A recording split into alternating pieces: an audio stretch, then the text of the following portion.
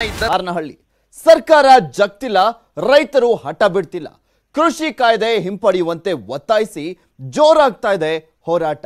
ಬಂದಾಯ್ತು ಬಾರುಕೋಲು ಚಳವಳಿ. ಮತ್ತೆ ಗುರುವಾರ ರಾಜಭವನ ಚಲೋ. ಇನ್ನಷ್ಟು ದಿನ ನಡೆಯಲಿದೆ ಹೋರಾಟ. ಇದೇ ಈ ಹೊತ್ತಿನ ಸ್ಪೆಷಲ್ ಅನ್ನದಾತನ ಕೂಗು ಕೇಳದೆ ನಿಮಗೀಗ.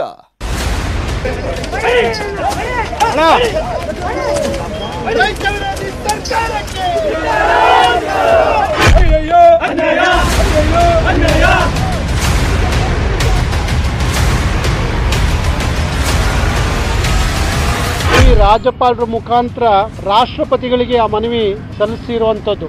ಇದು ವ್ಯರ್ಥ ಪ್ರಯತ್ನ. ಇವತ್ತು ತಡಿತೀರಿ, ನಾಳಿಗೂ ತಡಿತೀರಾ? ನಾಳೆ ಬೆಳಕರಿಯತ್ತಲ್ವಾ, ಚಳುವಳಿ ಜಾಸ್ತಿ ಆಗುತ್ತೆ.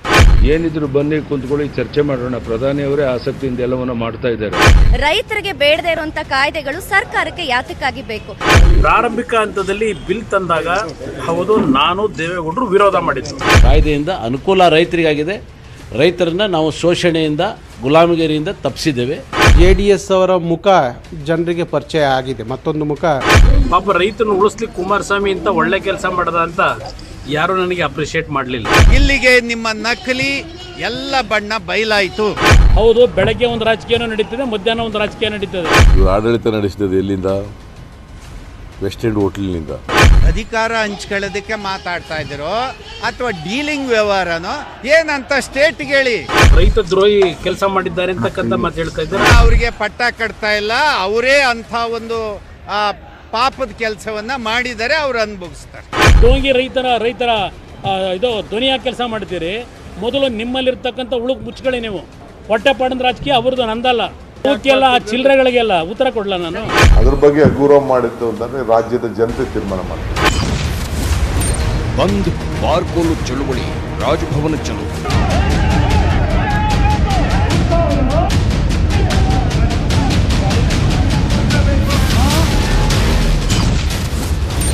ಮಣಿಯುತ್ತಿಲ್ಲ ಸರ್ಕಾರ, ಹಠ ಬಿಡ್ತಿಲ್ಲ ರೈತರು.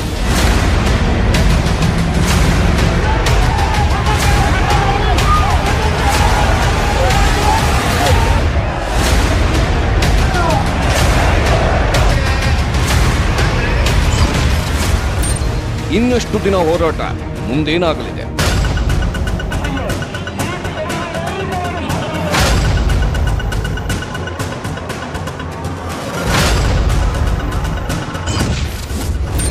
ಅನ್ನದಾತನ ಕೂಗು ಸರ್ಕಾರಕ್ಕೆ ಕೇಳುತ್ತಿಲ್ಲ ಯಾಕೆ?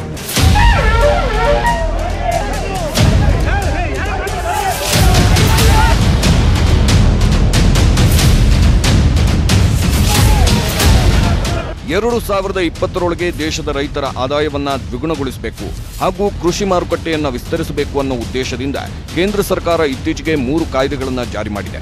ಆದರೆ ಈ ಕಾಯ್ದೆಗಳು ರೈತರ ನಿದ್ದೆಗೆಡಿಸಿದೆ. ಕಾರಣ, ಈ ಕಾಯ್ದೆಗಳಿಂದ ರೈತರಿಗೆ ಹಿತಕ್ಕಿಂತ ಅಹಿತವೇ ಹೆಚ್ಚು ಅನ್ನೋ ಆರೋಪ ಮಾಡಲಾಗ್ತಿದೆ.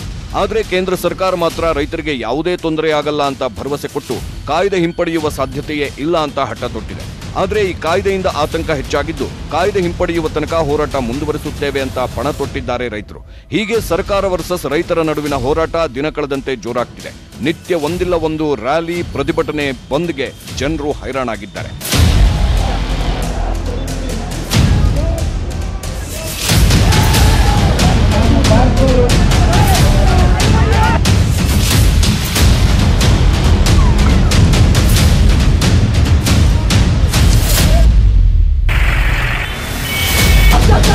ರೈತ ದೇಶದ ಬೆನ್ನೆಲುಬು.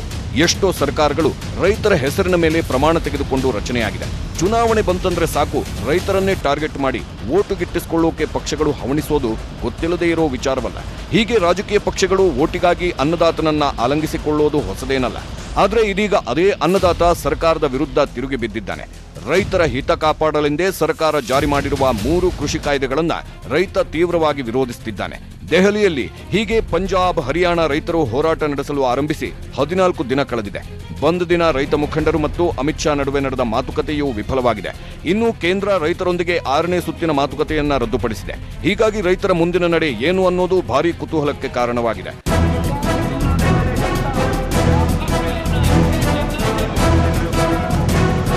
ಮಂಗಳವಾರ ರೈತ ಸಂಘಟನೆಗಳು ಕರೆಕೊಟ್ಟ ಭಾರತ್ ಬಂದ್ಗೆ 19 ಪಕ್ಷಗಳು ಬೆಂಬಲಿಸಿದ್ವು. ದೇಶದಾದ್ಯಂತ ಭಾರಿ ಪ್ರತಿಭಟನೆಗಳೇ ನಡೆದು ಹೋಗಿದ್ವು. ಆದರೂ ಸರ್ಕಾರ ಅನ್ನದಾತನ ಅಹವಾಲಿಗೆ ಎಸ್ ಅಂದಿಲ್ಲ. ಇತ್ತ ರೈತರು ಹಠ ಬಿಡ್ತಿಲ್ಲ. ಹಾಗಾದ್ರೆ ಮುಂದೇನು? ಹೋರಾಟ ಇನ್ಯಾವ ರೂಪ ಪಡೆದುಕೊಳ್ಳಲಿದೆ? ಇಡೀ ದೇಶದ ರೈತರೇ ಬೀದಿಗಿಳಿಯುತ್ತಾರೆ. ಆ ಕುರಿತು ಮಾಹಿತಿ ಕೊಡ್ತೀವಿ. ಆದ್ರೆ ಅದಕ್ಕೂ ಮೊದಲು ರಾಜ್ಯದಲ್ಲಿ ರೈತರ ಹೋರಾಟ ಹೇಗೆ ನಡೆಯುತ್ತಿದೆ, ಇನ್ನೆಷ್ಟು ದಿನ ನಡೆಯಲಿದೆ ಪ್ರತಿಭಟನೆ, ಇವುಗಳ ಸಂಪೂರ್ಣ ಮಾಹಿತಿ ನಿಮ್ಮ ಮುಂದಿಡ್ತಾ ಇದ್ದೀವಿ ನೋಡಿ.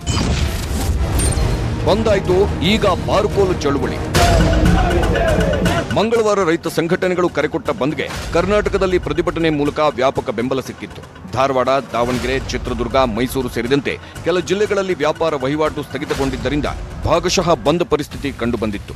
ಉಳಿದಂತೆ ಬಹುತೇಕ ಜಿಲ್ಲೆಗಳಲ್ಲಿ ಪ್ರತಿಭಟನೆ, ಹೆದ್ದಾರಿ ತಡೆಗೆ ಬಂದ್ ಮುಗಿದೋಗಿತ್ತು. ಹೀಗೆ ಬಂದ್ ಮುಗಿದ ಬೆನ್ನಲ್ಲೇ ಕೋಡಿಹಳ್ಳಿ ಚಂದ್ರಶೇಖರ್ ನೇತೃತ್ವದಲ್ಲಿ ಬಾರುಕೋಲು ಚಳುವಳಿ ನಡೆದಿದೆ.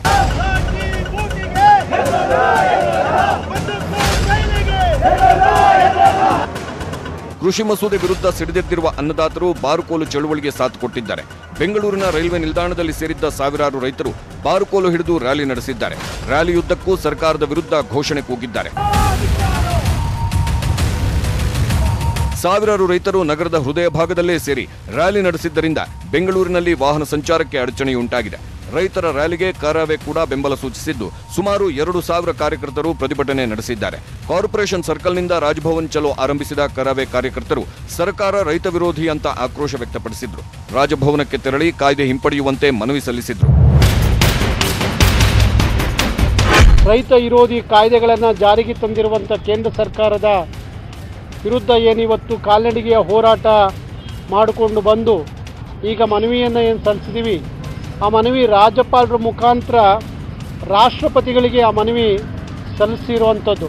ಕರೋನಾ ಇರೋದರಿಂದ ರಾಜಭವನದಕ್ಕೆ ಯಾರನ್ನೂ ಪ್ರವೇಶ ಇಲ್ಲ ಅನ್ನೋದು ಆ ಆಡಳಿತ ಮಂಡಳಿ ಹೇಳ್ತಿರುವಂಥದ್ದು. ರಾಜ್ಯಪಾಲರ ಮುಖ್ಯ ಆಪ್ತ ಕಾರ್ಯದರ್ಶಿಗಳಿಗೆ ಮನವಿಯನ್ನು ಸಲ್ಲಿಸಿದ್ದೀವಿ. ರೈತರಿಗೆ ಬೇಡದೇ ಇರುವಂತ ಕಾಯ್ದೆಗಳು ಸರ್ಕಾರಕ್ಕೆ ಯಾತಕ್ಕಾಗಿ ಬೇಕು? ಹಾಗಾದ್ರೆ ನೀವು ಇಡೀ ದೇಶವನ್ನ ಕಾರ್ಪೊರೇಟ್ ಕಂಪನಿಗೆ ಮಾರ್ಕೊಳ್ಳೋದಕ್ಕೋಸ್ಕರ ಹೊರಟಿದ್ದೀರಾ? ಈ ಒಂದು ಕಾಯ್ದೆ ಯಾರಿಗೂ ಉಪಯೋಗ ಆಗ್ತಿದೆ? ರೈತರಿಗೆ ಬೇಡದೇ ಇರುವಂತ ಕಾಯ್ದೆ ನಿಮಗೆ ಯಾತಕ್ಕೆ ಅಂತ ಹೇಳಿ ನಾವು ಕೂಡ ನಮ್ಮ ಪ್ರಶ್ನೆಯನ್ನ ಕೇಳ್ತಾ ಇರುವಂತದ್ದು. ಜೆಡಿಎಸ್ ವಿರುದ್ಧ ರೈತರ ಆಕ್ರೋಶ. ಎಚ್ಡಿಕೆ ನಿಲುವಿಗೆ ಕೋಡಿಹಳ್ಳಿ ಕೆಂಡಾಮಂಡಲ. ಒಂದು ಕಡೆ ರೈತ ಸಂಘಟನೆಗಳು ಹೇಗಾದ್ರೂ ಮಾಡಿ ಜಾರಿಗೆ ತಂದ ಕೃಷಿ ಕಾಯ್ದೆಗಳನ್ನು ಹಿಂಪಡೆಯುವಂತೆ ಮಾಡಲು ಹರಸಾಹಸ ಪಡುತ್ತಿದೆ. ಅನ್ನದಾತರು ರೋಡಿಗಿಳಿದು ಹೋರಾಟ ನಡೆಸುತ್ತಿದ್ದಾರೆ. ಆದರೆ ತೆನೆ ಹೊತ್ತ ರೈತ ಮಹಿಳೆಯನ್ನೇ ಪಕ್ಷದ ಚಿಹ್ನೆಯಾಗಿಸಿಕೊಂಡ ಜೆಡಿಎಸ್ ಮಾತ್ರ ಭೂ ಸುಧಾರಣಾ ವಿಧೇಯಕ ಅಂಗೀಕಾರಕ್ಕೆ ಬಿಜೆಪಿ ಜೊತೆ ಕೈಜೋಡಿಸಿ ಎಲ್ಲರ ಅಚ್ಚರಿಗೆ ಕಾರಣವಾಗಿದೆ. ಒಂದು ದಿನವೇ ಈ ಮಸೂದೆ ಅಂಗೀಕಾರವಾಗಿರುವುದು ಮತ್ತು ಒಂದು ಕಡೆ ರೈತರ ಪರವಾಗಿ ಜೆಡಿಎಸ್ ಪ್ರತಿಭಟನೆ ಮಾಡುತ್ತಲೇ ಮತ್ತೊಂದು ಕಡೆ ಬಿಜೆಪಿಗೆ ಹಠಾತ್ ಬೆಂಬಲ ನೀಡಿ ಮಸೂದೆ ಅಂಗೀಕಾರಕ್ಕೆ ಕೈಜೋಡಿಸಿರುವುದು ತೀವ್ರ ಚರ್ಚೆಗೆ ಗ್ರಾಸವಾಗಿದೆ. ಎಚ್ಡಿಕೆ ವಿರುದ್ಧ ರೈತ ಮುಖಂಡರು ಕೆಂಡಾಮಂಡಲವಾಗಿದ್ದಾರೆ. ಈ ಕುರಿತು ಕೋಲಾರದಲ್ಲಿ ಪ್ರತಿಕ್ರಿಯಿಸಿದ ಕುಮಾರಸ್ವಾಮಿ, ಬಿಲ್ನಲ್ಲಿ ನಾವು ಹೇಳಿದಂತೆ ಬದಲಾವಣೆ ಮಾಡಿದ್ದರಿಂದ ಬೆಂಬಲ ಸೂಚಿಸಿದಾಗಿ ಸಮರ್ಥಿಸಿಕೊಂಡಿದ್ದಾರೆ. ಸಾಲ ಮನ್ನಾ ಮಾಡಿದ್ದಾಗ ಒಬ್ಬ ರೈತ ಮಾತಾಡಿಲ್ಲ, ಈಗ ರೈತ ದ್ರೋಹಿ ಪಟ್ಟ ಕಟ್ಟುತ್ತಿದ್ದಾರೆ ಅಂತ ಕಿಡಿಕಾರಿದ್ದಾರೆ. ಇದೇ ರೈತ ಸಂಘದ ಮುಖಂಡರನ್ನ ಪ್ರತಿ ತಿಂಗಳು ಸಭೆ ಕರೆದಿದ್ದೀನಿ.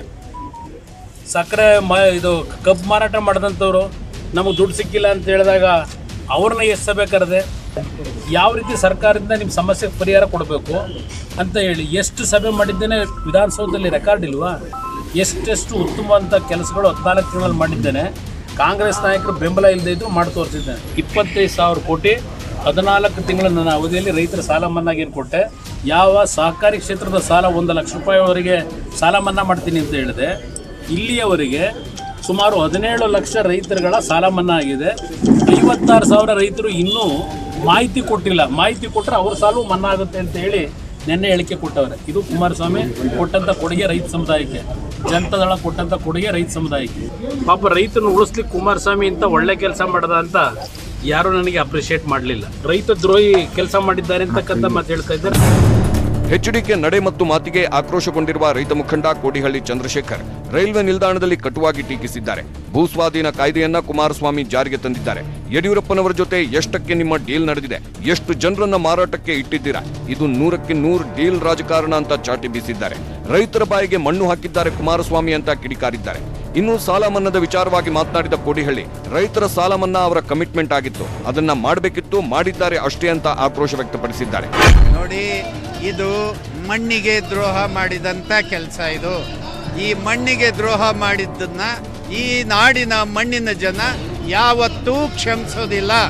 ಇಲ್ಲಿಗೆ ನಿಮ್ಮ ನಕಲಿ ಎಲ್ಲ ಬಣ್ಣ ಬಯಲಾಯಿತು. ನಾನು ಕೇಳ್ತಾ ಇದ್ದೀನಿ, ಯಾವ ರೀತಿ ನಿಮ್ಮದು ಒಪ್ಪಂದ?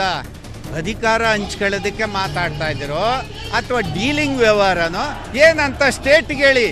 ನೀವು ಸುಮ್ಮನೆ ಮಾಡೋರಲ್ಲ, ನೀವು ಭಾಳ ದೊಡ್ಡ ಬುದ್ಧಿವಂತ ಜನ. ನೀವು ಏನು ಥರದ ವ್ಯವಹಾರ ನಿಮ್ಮ ನಡುವೆ ಇದು ಅನ್ನೋದನ್ನ ಸ್ಟೇಟ್ಗೆ ಹೇಳಿ. ಇನ್ನು ಕುಮಾರಸ್ವಾಮಿ ನಡೆಗೆ ಕರಾವಳಿ ರಾಜ್ಯಾಧ್ಯಕ್ಷ ನಾರಾಯಣಗೌಡ ಕೂಡ ಆಕ್ರೋಶ ವ್ಯಕ್ತಪಡಿಸಿದ್ದಾರೆ. ಜೆಡಿಎಸ್ನವರ ಮತ್ತೊಂದು ಮುಖ ಈಗ ಬಯಲಾಗಿದೆ. ಮಂಗಳವಾರ ಮಧ್ಯಾಹ್ನದವರೆಗೆ ಕಾಯ್ದೆಯನ್ನು ವಿರೋಧಿಸಿದ್ದ ಜೆಡಿಎಸ್ ಸಂಜೆ ವೇಳೆಗೆ ಕಾಯ್ದೆ ಜಾರಿಗೊಳಿಸಲು ಅಸ್ತು ಅಂದಿದ್ದು ಹೇಗೆ? ಇದು ಜೆಡಿಎಸ್ನ ಇಬ್ಬಗೆ ನೀತಿ ಅಂತ ಟೀಕಿಸಿದ್ದಾರೆ.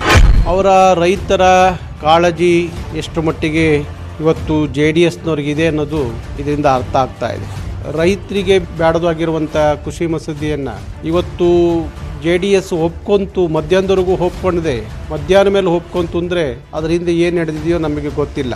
ಹಾಗಾಗಿ JDS ಅವರ ಮುಖ ಜನರಿಗೆ ಪರಿಚಯ ಆಗಿದೆ, ಮತ್ತೊಂದು ಮುಖ ಪರಿಚಯ ಆಗಿದೆ.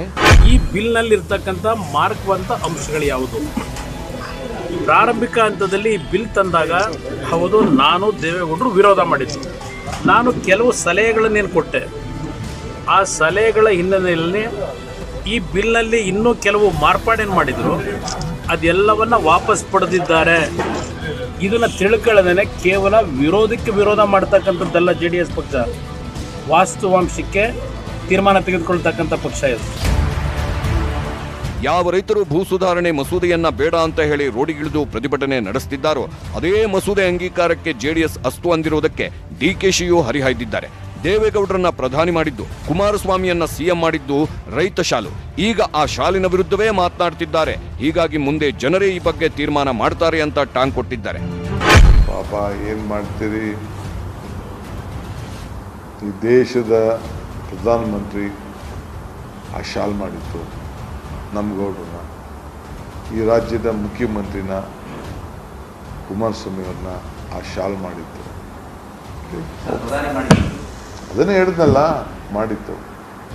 ಅದ್ರ ಬಗ್ಗೆ ಅಗೌರವ ಮಾಡಿತ್ತು ಅಂತಂದ್ರೆ ರಾಜ್ಯದ ಜನತೆ ತೀರ್ಮಾನ ಮಾಡ್ತಾರೆ. ಭೂ ಸುಧಾರಣಾ ವಿಧೇಯಕ ಅಂಗೀಕಾರಕ್ಕೆ ರೈತರ ಭಾರಿ ವಿರೋಧವಿದೆ. ಯಾಕಂದ್ರೆ ಈ ವಿಧೇಯಕ ಅಂಗೀಕಾರಗೊಂಡ್ರೆ ರೈತರಲ್ಲದವರು ಜಮೀನು ಖರೀದಿಸಲು ಅವಕಾಶ ಸಿಗಲಿದೆ. ಈ ಮಸೂದೆ ಜಾರಿಯಾದ್ರೆ ಯುವಕರು ಕೃಷಿಯತ್ತ ಹೆಚ್ಚು ತೊಡಗಿಕೊಳ್ಳುವಂತೆ ಆಗುತ್ತೆ ಮತ್ತು ಕೃಷಿ ಭೂಮಿಗೆ ಬೆಲೆ ಹೆಚ್ಚಾಗುತ್ತೆ ಅನ್ನೋದು ಸರ್ಕಾರದ ವಾದ. ಆದರೆ ಕೃಷಿಕರಲ್ಲದವರಿಗೆ ಕೃಷಿ ಭೂಮಿ ಖರೀದಿಗೆ ಅವಕಾಶ ಕೊಟ್ರೆ ಮುಂದೆ ಕೃಷಿ ಭೂಮಿಯೇ ಇಲ್ಲದಂತಾಗಲಿದೆ ಅನ್ನೋದು ರೈತರ ಆಕ್ರೋಶ. ಆದರೆ ಈ ಕುರಿತು ಮಾತನಾಡಿರುವ CM BSY, ಕೃಷಿ ಭೂಮಿಯಲ್ಲಿ ಕೃಷಿಯನ್ನಷ್ಟೇ ಮಾಡಲು ಅವಕಾಶವಿದೆ, ವಾಣಿಜ್ಯ ಉದ್ದೇಶಗಳಿಗೆ ಬಳಸುವಂತಿಲ್ಲ ಎಂಬ ಅಂಶ ಈ ವಿಧೇಯಕದಲ್ಲಿದೆ ಎಂದಿದ್ದಾರೆ. ಆದರೂ ರೈತರು ಹೋರಾಟ ಮುಂದುವರೆಸಿದ್ದಾರೆ.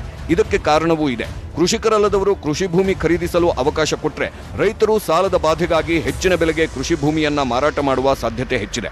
ರೈತ ಹೆಚ್ಚಿನ ಬೆಲೆಗೆ ಭೂಮಿ ಮಾರಾಟ ಮಾಡಿ ಆ ಕ್ಷಣಕ್ಕೆ ಸಂತಸ ಪಡಬಹುದು. ಆದರೆ ಭವಿಷ್ಯದಲ್ಲಿ ಆ ರೈತ ಕೃಷಿ ಇಲ್ಲದೆ ಬದುಕೋದು ಹೇಗೆ? ಆದಾಯದ ದಾರಿ ಯಾವುದು ಎಂಬ ಪ್ರಶ್ನೆ ರೈತರ ಈ ಹೋರಾಟಕ್ಕೆ ಕಾರಣ. ಅಷ್ಟೇ ಅಲ್ಲ, ಈ ವಿಧೇಯಕದಿಂದ ಹೊರ ರಾಜ್ಯದವರು ಬಂದು ರಾಜ್ಯದ ಕೃಷಿ ಭೂಮಿ ಖರೀದಿಸಬಹುದಾಗಿದೆ.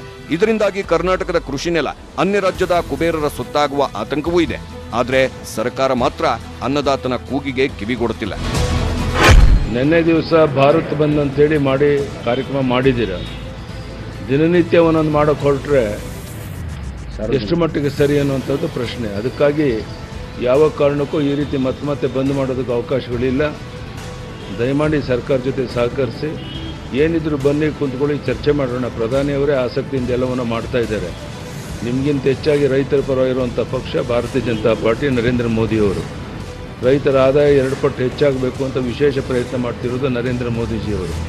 ಇಂಥ ಸಂದರ್ಭದಲ್ಲಿ ಅನಗತ್ಯವಾಗಿ ಈ ರೀತಿ ಜನರಿಗೆ ತೊಂದರೆ ಕೊಡುವಂಥ ಈ ಕಾರ್ಯಕ್ರಮ ಮಾಡುವಂಥದ್ದು ಸೂಕ್ತ ಅಲ್ಲ, ಜನ ಮೆಚ್ಚಲ್ಲ ಇದನ್ನು. ಅದಕ್ಕಾಗಿ ದಯಮಾಡಿ ಯಾವುದೇ ರೀತಿಯ ಈ ಸತ್ಯಾಗ್ರಹಗಳನ್ನು ಮಾಡಬೇಡಿ. ಪಾದಯಾತ್ರೆ, ಹೋರಾಟ ಇದೆಲ್ಲ ದಯಮಾಡಿ ನಿಲ್ಲಿಸಿ ಅಂತೇಳಿ ವಿನಂತಿಯನ್ನು ಮಾಡ್ತೀನಿ. ಇನ್ನು ಕೃಷಿ ಸಚಿವ BC ಪಾಟೀಲ್ ಮಾತನಾಡಿ ಯಾವುದೇ ಕಾರಣಕ್ಕೂ ಕಾಯ್ದೆ ಬದಲಾವಣೆ ಇಲ್ಲ ಅಂತ ಹೇಳಿದ್ದಾರೆ. ಏನು ಬಾರ್ಕೋಲ್ ತಗೊಂಡು ಚಳವಳಿ ಮಾಡೋಂಥದ್ದು ಏನೂ ಆಗಿಲ್ಲ. ಕರ್ನಾಟಕ ರಾಜ್ಯದಲ್ಲಿ ರೈತರಿಗೆ ಮತ್ತು ಭಾರತ ದೇಶದಲ್ಲಿ ರೈತರಿಗೆ ಅನುಕೂಲ ಆಗುವಂಥ ಒಂದು ಕಾಯ್ದೆಯ ತಿದ್ದುಪಡಿಯನ್ನು ತರಲಾಗಿದೆ. ಅದರ ಮೂಲಕ ಸಂಪೂರ್ಣ ರೈತರು ಸಂತುಷ್ಟರಾಗಿದ್ದಾರೆ. ಅಧಿವೇಶನ ಮುಗಿದ ತಕ್ಷಣ ನಾವೆಲ್ಲರೂ, ನಾನು, ಸಹಕಾರಿ ಸಚಿವರು, ತೋಟಗಾರಿಕೆ ಸಚಿವರು ಮತ್ತು ಪಶು ಸಂಗೋಪನಾ ಇಲಾಖೆ ಸಚಿವರು, ಕಂದಾಯ ಸಚಿವರು ಎಲ್ಲರೂ ಸೇರಿ ರಾಜ್ಯಾದ್ಯಂತ ನಾವು ಪ್ರವಾಸವನ್ನು ಮಾಡಿ ಕಾಯ್ದೆ ಬದಲಾವಣೆ ಇಲ್ಲ, ಕಾಯ್ದೆಯಿಂದ ಅನುಕೂಲ ರೈತರಿಗಾಗಿದೆ, ರೈತರನ್ನು ನಾವು ಶೋಷಣೆಯಿಂದ ಗುಲಾಮಗಿರಿಯಿಂದ ತಪ್ಪಿಸಿದ್ದೇವೆ. ಹಾಗಾಗಿ ಇದು ರೈತರಿಗೆ ಅನುಕೂಲನೇ ಹೊರತು ಅನಾನುಕೂಲ ಅಲ್ಲ. ಎಸ್, ಇದು ಸರ್ಕಾರದ ಹಠ. ಆದರೆ ರೈತರು ಮಾತ್ರ ಪಟ್ಟು ಬಿಡ್ತಿಲ್ಲ. ರಾಜ್ಯದಲ್ಲಿ ಗುರುವಾರವೂ ರೈತರ ಹೋರಾಟ ಮುಂದುವರಿಯಲಿದೆ. ಗುರುವಾರ ಕುರುಬೂರು ಶಾಂತಕುಮಾರ್, ಚಾಮರಸ ಮಾಲಿ ಪಾಟೀಲ್ ನೇತೃತ್ವದಲ್ಲಿ ರಾಜಭವನ್ ಚಲೋ ನಡೆಯಲಿದೆ. ಐಕ್ಯ ಹೋರಾಟ ಸಮಿತಿಯಿಂದ ರಾಜಭವನಕ್ಕೆ ಮುತ್ತಿಗೆ ಹಾಕಲು ನಿರ್ಧರಿಸಲಾಗಿದೆ. ಈ ಪ್ರತಿಭಟನೆಯಲ್ಲೂ ಅಂದಾಜು 10,000 ಜನ ಪಾಲ್ಗೊಳ್ಳಲಿದ್ದಾರೆ. ಈ ಕಡೆ ದಿಲ್ಲಿಯಲ್ಲಿ 14 ದಿನದಿಂದ ನಡೀತಾ ಇರುವಂತಹ ರೈತರ ಹೋರಾಟ ಇನ್ನಷ್ಟು ತೀವ್ರ ಸ್ವರೂಪವನ್ನ ಪಡೆದುಕೊಳ್ತಾ ಇದೆ. ಹಾಗಾದ್ರೆ ಕೇಂದ್ರ ಕೃಷಿ ಕಾಯ್ದೆ ಹಿಂಪಡೆಯದಿದ್ರೆ ಮುಂದೇನಾಗುತ್ತೆ? ಆ ಮಾಹಿತಿ ನಿಮ್ಮ ಮುಂದೆ ಇಡ್ತೀವಿ ಒಂದು ಚಿಕ್ಕ ಬ್ರೇಕ್ ಆದ್ಮೇಲೆ. ಆ ಒಂದು ಕಠಿಣ ನಿರ್ಧಾರ, ಆ ರಿಪೋರ್ಟ್ ನಿಮ್ಮ ಮುಂದೆ. ದೆಹಲಿಯ ಸಿಂಘು ಗಡಿಯಲ್ಲಿ ನವೆಂಬರ್ 26ರಿಂದ ಇಲ್ಲಿವರೆಗೆ 14 ದಿನಗಳ ಕಾಲ ಪಂಜಾಬ್ ಮತ್ತು ಹರಿಯಾಣ ರೈತರು ಧರಣಿ ಕೂತಿದ್ದಾರೆ. ಕೃಷಿ ಕಾಯ್ದೆಗಳನ್ನು ರದ್ದುಗೊಳಿಸಬೇಕೆಂದು ಬೇಡಿಕೆ ಇಟ್ಟಿದ್ದಕ್ಕೆ ಕೇಂದ್ರ ಸ್ಪಂದಿಸದ ಕಾರಣ ಮಂಗಳವಾರ ಭಾರತ್ ಬಂದ್ ಘೋಷಿಸಿದ್ವು ರೈತ ಸಂಘಟನೆಗಳು. ಪ್ರತಿಪಕ್ಷಗಳು ರೈತರ ಕೂಗಿಗೆ ಜೊತೆಯಾದವು. ಧರಣಿಯನ್ನ ರಾಜಕೀಯಗೊಳಿಸಬೇಡಿ ಅಂತ ಅನ್ನದಾತರು ಮನವಿ ಮಾಡಿದ್ರು. ಆದರೆ ಇದು ರಾಜಕೀಯ ಪ್ರೇರಿತ ಧರಣಿ ಅಂತ ಬಿಜೆಪಿ ವಾಗ್ದಾಳಿ ಮುಂದುವರೆಸಿದೆ. 20ಕ್ಕೂ ಹೆಚ್ಚು ವಿಪಕ್ಷಗಳು, ವಿವಿಧ ಸಂಘಟನೆಗಳು ಕೊಟ್ಟಂತ ಬಂದ್ ಕರೆಗೆ ನೀರಸ ಪ್ರತಿಕ್ರಿಯೆ ವ್ಯಕ್ತ ಆಗಿದೆ. ಇವರ ಪ್ರತಿಭಟನೆ ರಾಜಕೀಯ ಪ್ರತಿಭಟನೆ ಆಗಿತ್ತೇ ಹೊರತು ರೈತರ ಹೋರಾಟ ಆಗಿರಲಿಲ್ಲ. ಅದಕ್ಕಾಗಿ ರೈತರಿಗೆ ನಾನು ಧನ್ಯವಾದಗಳನ್ನು ಸಲ್ಲಿಸಲಿಕ್ಕೆ ಬಯಸ್ತೇನೆ. ಕಾಂಗ್ರೆಸ್ ಪ್ರಾರಂಭ ಮಾಡಿದ್ದು ಈ 79AB ತೆಗಿಬೇಕು ಅಂತ ಪ್ರಾರಂಭ ಮಾಡಿತ್ತು. ನಾವು ಅದಕ್ಕೆ ಅಂತ್ಯ ಆಡಿದ್ದೀರ. ಮಂಗಳವಾರ ಅಮಿತ್ ಶಾ ರೈತ ಮುಖಂಡರ ಜೊತೆ ಮಾತುಕತೆಯನ್ನು ನಡೆಸಿದ್ರು. ಈ ಸಭೆಯಲ್ಲಿ ಕಾಯ್ದೆ ಹಿಂಪಡೆದುಕೊಳ್ಳುವ ಸಾಧ್ಯತೆಯೇ ಇಲ್ಲ ಅಂತ ಅಮಿತ್ ಶಾ ಸ್ಪಷ್ಟಪಡಿಸಿದ್ರು. ಬದಲಿಗೆ ಕೃಷಿಗೆ ಸಂಬಂಧಿಸಿದ 3 ಕಾಯ್ದೆಗಳಿಗೆ ಕೆಲವು ತಿದ್ದುಪಡಿಗಳನ್ನು ಮಾಡುವ ಬಗ್ಗೆ ಲಿಖಿತ ಪ್ರಸ್ತಾವಗಳನ್ನು ಮಂಗಳವಾರದ ಸಭೆಯಲ್ಲಿ ಶಾ ಮುಂದಿಟ್ಟಿದ್ದರು. ಆದರೆ ಇದನ್ನ ರೈತ ಮುಖಂಡರು ಒಪ್ಪಲಿಲ್ಲ. ಅಮಿತ್ ಶಾ ಜೊತೆಗಿನ ಸಭೆ ವಿಫಲಗೊಂಡಿದ್ದರಿಂದ ಕೇಂದ್ರ ಸರ್ಕಾರ ಡಿಸೆಂಬರ್ 9ರಂದು 40 ರೈತ ಸಂಘಟನೆಗಳೊಂದಿಗೆ ನಡೆಸಬೇಕಿದ್ದ 6ನೇ ಸುತ್ತಿನ ಮಾತುಕತೆಯನ್ನು ರದ್ದುಗೊಳಿಸಿದೆ. ಈ ಕಡೆ ರೈತ ಮುಖಂಡರು ದೆಹಲಿ ಗಡಿಯಲ್ಲಿ ಸಭೆ ಸೇರಿ ಮುಂದಿನ ನಡೆ ಬಗ್ಗೆ ಚರ್ಚಿಸಿದ್ದಾರೆ. ಸರ್ಕಾರದ ಈ ಪ್ರಸ್ತಾವಗಳನ್ನು ಅಧ್ಯಯನ ಮಾಡಿ ಮುಂದಿನ ನಿರ್ಧಾರ ಕೈಗೊಳ್ಳಲಾಗುವುದು ಅಂತ ಹೇಳಿದ್ದಾರೆ. ಮುಂದೇನಾಗಲಿದೆ ರೈತ ವರ್ಸಸ್ ಸರ್ಕಾರದ ಸಮರ? ರೈತರ ಬೇಡಿಕೆಗಳೇನು? ಸರ್ಕಾರ ಪ್ರಸ್ತಾವನೆಯಲ್ಲಿ ಸಲ್ಲಿಸಿದ್ದೇನು? ಆ ಕುರಿತು ಮಾಹಿತಿ ನೀಡ್ತೀವಿ ಒಂದು ಚಿಕ್ಕ ಬ್ರೇಕ್ ಆದ್ಮೇಲೆ. ಸರ್ಕಾರ ರೈತರ ಬೇಡಿಕೆಗಳಿಗೆ ಒಪ್ಪದೆ ಹೋದಲ್ಲಿ ಪ್ರತಿಭಟನೆ ಇನ್ನಷ್ಟು ತೀವ್ರವಾಗುವಂತ ಸಾಧ್ಯತೆ ಇದೆ. ಈಗಾಗಲೇ ಪ್ರತಿಭಟನಾ ನಿರತ 6 ರೈತರು ಹೃದಯಾಘಾತದಿಂದ ಇಲ್ಲಿ ಸಾವನ್ನಪ್ಪಿದ್ದಾರೆ. ಮುಂದೆ ಪ್ರತಿಭಟನೆ ಇನ್ನಷ್ಟು ತೀವ್ರವಾದರೆ ದುರ್ಘಟನೆಗಳು ನಡೆಯುವ ಸಾಧ್ಯತೆ ಇದೆ. ಆದರೆ ಅದಕ್ಕೂ ಮೊದಲೇ ಕೇಂದ್ರ ರೈತರ ಮನವೊಲಿಸುವ ಸರ್ಕಸ್ ಮಾಡ್ತಾ ಇದ್ದು ರೈತ ಮುಖಂಡರಿಗೆ ಪ್ರಸ್ತಾವನೆ ಸಲ್ಲಿಸಿದೆ.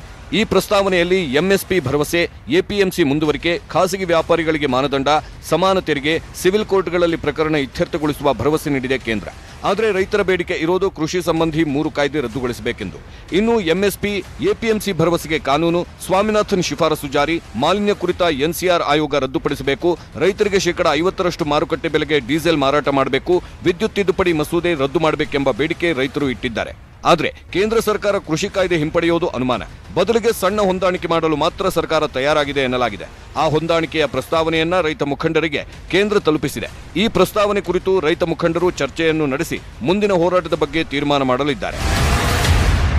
ಸರ್ಕಾರ ವರ್ಸಸ್ ರೈತರ ಸಮರ ಮುಂದುವರೆದಿದೆ. ಅಂತಿಮವಾಗಿ ರೈತರಿಗೆ ಸರ್ಕಾರ ಮಣಿಯುತ್ತೋ, ಸರ್ಕಾರಕ್ಕೆ ರೈತರು ಮಣಿತಾರೋ ಕಾದು ನೋಡಬೇಕು. ಇದೇ ಈ ಹೊತ್ತಿನ ವಿಶೇಷ. ನೋಡ್ತಾ ಇರಿ ನ್ಯೂಸ್ 18 ಕನ್ನಡ. ಜಾಲ ನಮ್ಮದು, ಬಲ ನಿಮ್ಮದು.